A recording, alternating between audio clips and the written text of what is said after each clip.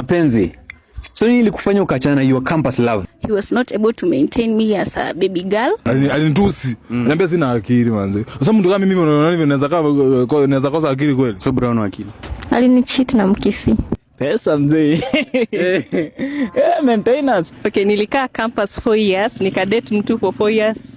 After shule nikarealize kumbe alikuwa bwana ya mtu. Mnaachana tu. Kuachana ni tuliachana tu. Tuseme tuliachana tu. Oi, sijaiachana mimi. Actually, I have my man. Many girls around. There is a chance he might be cheating. Okay, issue ni cheating ama Issue ni kucheat na mkisi. Ali feel sympathy enough time so mkachana. Tukaachana hivyo. In fact hata tuliishi pamoja kutoka 1.2 hadi 4.2. Nikapata nimekuwa nikiishi na bwana ya mtu. Akona bibi na watoto nyumbani. Kuma sana. Sana nyuma.